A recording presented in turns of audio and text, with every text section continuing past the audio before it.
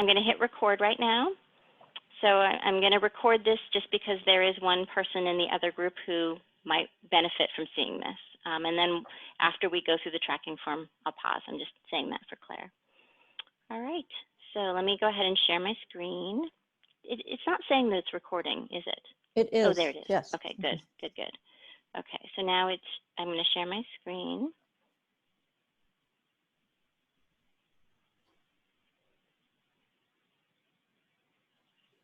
Oh, that's fascinating. Okay, so this is actually your Greater Minnesota camp tracking form that you guys all should have received access to. And so this will be your tracking form from here on out, unless it gets too full and you decide to make a copy of it. And can I ask a quick question? So, of course. So this is the Fraser Family Innovations group. So is this one supposed to say Greater Minnesota tracking form? Oh, sorry.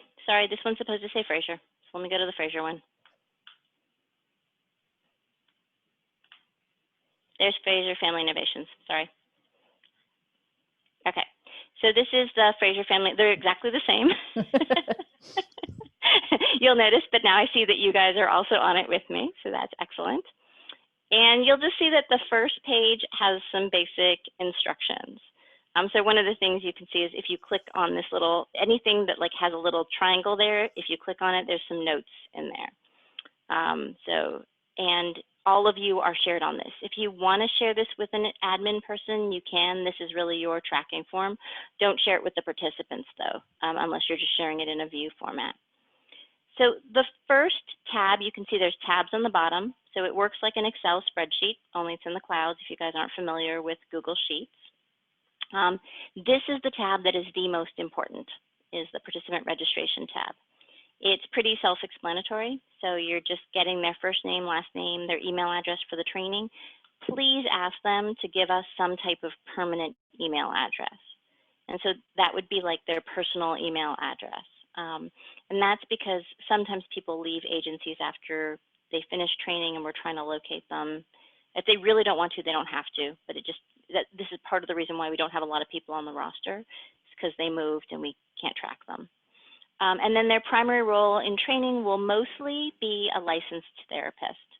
So you'll see that we have some other roles that they could be. So for any of these things, just know that, you know, if it has a little triangle, you can tap down, and that's a straight up field that you can add into, okay? So the reason we have you guys tracking more than just therapists, so you licensed or unlicensed therapists, which would be your supervisees, is because it's nice if you have like a senior leader who's coming to one of your trainings. So if you manage to get your senior leadership or other people involved, that would be great data for Catherine and Jane to know that other people in your agency are being touched by the model in some ways. Does that make sense? And then you can see that there is a column here that says, are you expected to be rostered? And so if they're your supervisee, then they are expected to be rostered. If, for example, you happen to have somebody who was an intern, and your sites are not yet able to train interns, so like student interns who are there for a short period of time, whether psychology or otherwise, they would need to be going through an endorsed internship to be rostered. And we might someday hope that some agencies, like maybe Fraser as an agency, would be a good internship site, but right now they're not. And so if they did, you would just note that, no, they're intending for enrichment. So we're happy to have them join. We want to track that they came through. If there's somebody who just wants to attend a portion of it, we're good with that. So if somebody wants to come to learning session 1, it's nice to know that they got exposed. So you can track that. And then the main reason for license is just, you know, we collect this exact same information for all learning collaboratives of are they licensed. It affects us mostly when we go to roster them. And then for their primary camp trainer, that would be one of you. So it would be the person who is their primary supervisor. And then their training status would here be actively participating. What we want you to do is that if they dropped, we want you to tell us. If somebody was only attending for enrichment and then they were done, then their participation is completed and they didn't drop, if that makes sense. They're just done. A drop really means, like, we want to understand, like, If somebody really doesn't like the model, doesn't feel it's a good match for them, if they leave the agency, we want to have those data. So you can just sort of see under reason why dropped. We have this medical reasons, retired, doesn't want to do CPP, left the agency or other. And you can just write down whatever happened in the notes. And we would be curious, I have to say, that if we got a lot of drops from an agency. So we would want to understand that better. We have some agencies that have a tremendous turnover rate. I think we tend to see more turnover in urban areas than rural areas, which is fascinating. But I think people in rural areas have tended to put down roots. And so it used to be that in San Francisco, I would just jokingly say that you can't be a campsite unless you own property and have elderly parents, because people left. And then the last person I would say a campsite has to be 3 people or more, unless you can do 2 if you have property and elderly parents. And then the last person who had property moved to New York. And I was like, you kidding me? You have property and elderly parents and still you moved. So, but I think we're just trying to understand why is it that people leave, because it does affect kind of the feasibility of this model. In one place, I just decided that the camp model wasn't feasible. And actually that person had so much knowledge of CPP that we're training her to become an internal learning collaborative trainer. So she's doing LCs within her agency because she has so many years of experience. So the data are sometimes used to make those decisions. Like, it doesn't make sense for you to continue trying to do camp here. Now, this section right here in green, this is what our team cares about. When you're done with your training, this camp requirements completed, you're just going to say yes, that the training is completed, and this will, then you'll probably send an email to Brooke or to anybody in Brooke's position. They might have set up notification rules to get, told, hey, somebody's finished, but periodically she'll probably check in. And that's what signals, hey, we've got a person who can go on the roster. And so when Brooke puts them on the roster, she'll just go ahead and you'll put down you'll put down the date they completed their requirements and any notes that you want to put. And then she will put down the date that she moved them to the roster. And that's how you'll know, oh yes, the dissemination team has done their job. They've put the people on the roster. So if somebody's asking, you can always just check right here. So we shouldn't be putting dates here unless we've actually done our job. Does that make sense? So this is like the form that we use to communicate. And the reason we ask for all those fields is we basically copy all of those fields and stick them on the roster. So what we do is we give them a roster invite using those. And it's easiest if the fields just match nicely what we currently have. And then we have like a little thing that just emails them out.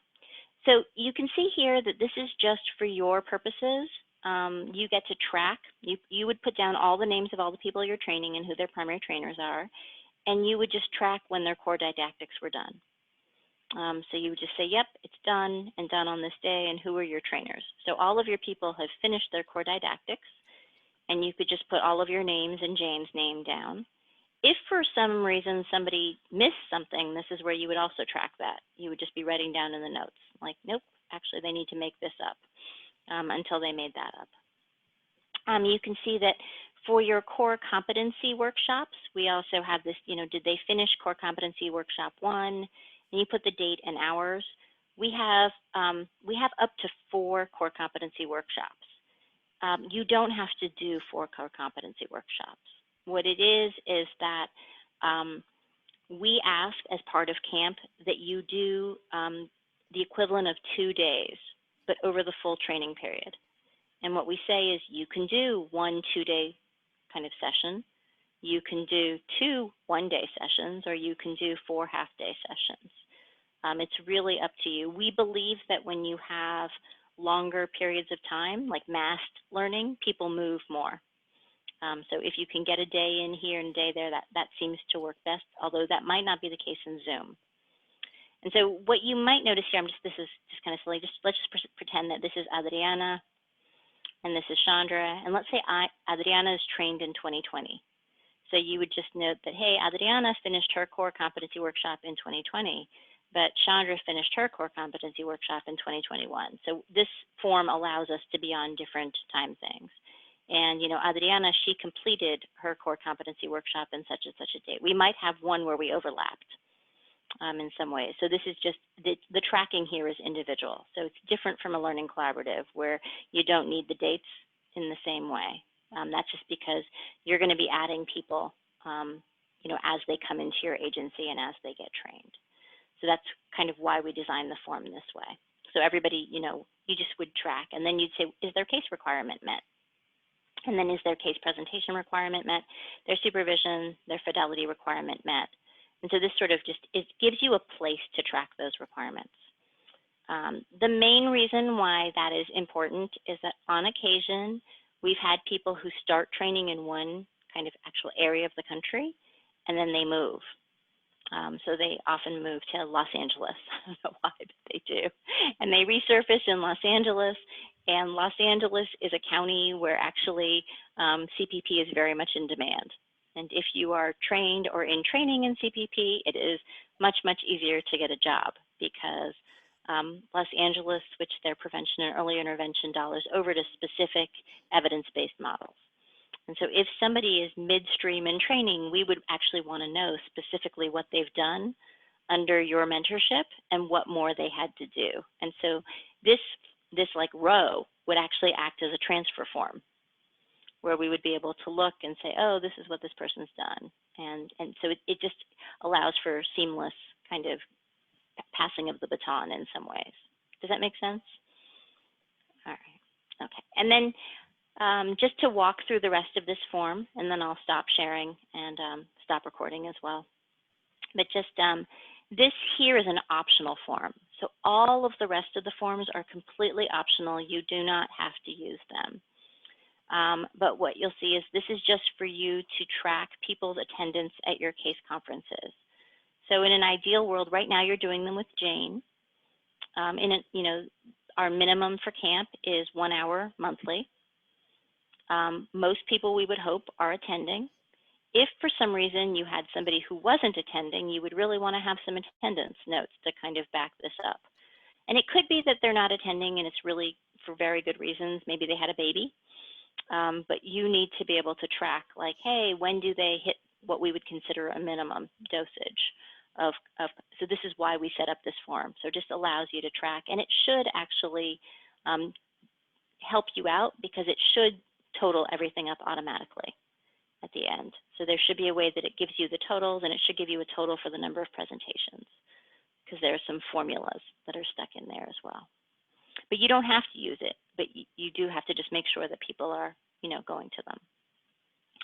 I just want to say that at my shop, we haven't been tracking, and that's just because most of the people always attend and over-attend.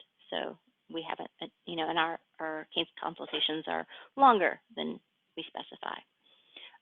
This is an individual kind of participant form. So let's say I wanted to copy it. So you can use this. You can also just download this and use it as an Excel sheet. We don't need this back from you in any way. Okay, so we have only done this to be helpful to you. If you don't find it helpful, don't use it. But if you do find it helpful, what you can do is you can duplicate this little tab, and then I can name it. So I can say, this is Jane's sheet, right? And then I can make another copy and say, this is Megan's sheet. And you can just keep one that's the template or something. And then when Jane comes in, I can say, well, this is the Fraser Family Innovations training, and this is Jane, and has Jane read the manual? Jane, of course Jane has read the manual, because, we know that. So we just put a little yes, and then we'd start tracking her clients. And so we have it so that there's no PHI. And so you could say, all right, she's decided to call this one bubble gum because the kid really likes bubble gum, or grape bubble gum, so some random name that has no PHI that's not putting them down in any way. And then you'd say, what type of case is that? Oh, and this is a kid who's under age 6 who has a trauma history. And you can see this is a kid without a trauma history. So these are your exceptions. So you're able to track, oh yeah, we decided to give them, they get an exception. This is a baby who's under 18 months old where the caregiver has a history of trauma, and that's what we're focusing on. And so you can just sort of say, oh, this, and who, Ben is supervising Jane, and, because he's sitting right next to her. And then did she begin in the foundational phase? Yes. Has she had dyadic sessions with this case? Because those are all parts of the requirements. So you can just sort of track whether these things have done.